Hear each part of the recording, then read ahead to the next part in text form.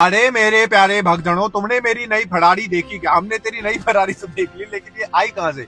अरे हम जैसे मूर्ख लोगों ने इसकी दुकान चलाई है और हमने इसकी जेब भरी है। न जाने पता नहीं लोगों को कौन सा आनंद आ रहा है छोटे छोटे बच्चों को बाबा बनते हुए देख के। अलग ही डोपामीन उनके अंदर रिलीज हो रहा है। अरे अरे अरे अरे बाबा जी आए हैं, हमारे घर पे विराजमान होइए, हम तुम्हारे को ये देंगे वो देंगे। अबे इनकी लिस्ट बन रखी है एक, अगर तुमको हमारे से कार्य करवाना है तो हमको डालडा घी चढ़ाओ, नहीं डालडा नहीं, शुद्ध देसी घी चढ़ाओ, नारियल की तेल की बोतल, सरसों के तेल की बोतल, नमक मिर्ची नमक। अरे पूरे घर का राशन तो ये तुमसे चढ़वा लेते हैं और फिर धमकी देते हैं अगर तुमने नहीं चढ़ाया, अगर तुमने इस ब्रांड का नहीं चढ़ाया तो हम तुम्हारे ऊपर तुम्हारा कार्य बिगाड़ देंगे।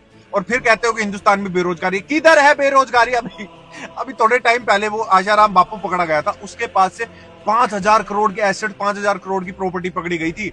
रेप केस, मर्डर केस, ना जाने कैसे कैसे केस, और जो चढ़ावा और जो इधर उधर जो दबा हुआ है वो तो अब तक मिला ही नहीं है। एक निर्मल बाबा करके था, वो पता नहीं अपने डीजे पार्टी में लोगों को बुलाता था या सत्संग में बुलाता था।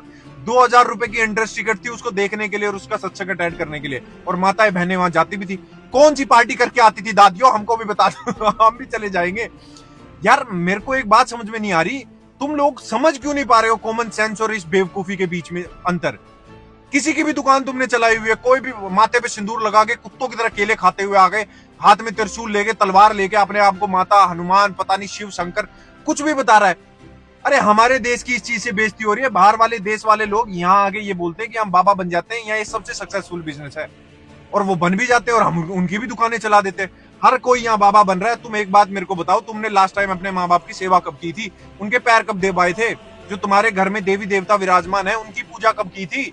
लेकिन नहीं, बाहर जाके तुमको सॉल्यूशन चाहिए। उनके पास एक डिफॉल्ट 3-4 वो है डायलॉग है, मैं तुम्हें बता देता हूँ। अगर कोई औरत उनके पास जाएगी, तेरी ना देवरानी जठानी ने तेरा कार्य बंधवा रखा है, तेरे को वश में कर रखा है, इसलिए तेरा कार्य नहीं होता।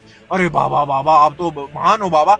अगर कोई लड़का या कोई आदमी उनके पास जाएगा, तू कार्य तो बहुत करता है, तू परिश्रम बहुत करता है, लेकिन तेरे को रिजल्ट नहीं मिलता, फल नहीं मिलता तेरी की हुई कार्य का।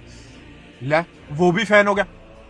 अरे भाई सबकी कॉमन प्रॉब्लम है इस देश में, सबकी। एक वो साला जो इन सभी के ना, अगर तुम 5 चिट्ठे पट्टे निकाल के देखोगे ना, तो या तो टिकटॉक पे डांसर थे या रीले बनाते थे, इनकी दुकान वहां चली नहीं तो ये बाबा बन गए। सबसे सक्सेसफुल बिजनेस है आज के दिन हिंदुस्तान में बाबा बनना। तुम्हारे पास अगर बेरोजगार है तो बन जाओ, मैं आऊंगा तुम्हारे पास, तुम्हारे पिछवाड़े पे गर्म करके एक चिमटा मारने पटाख से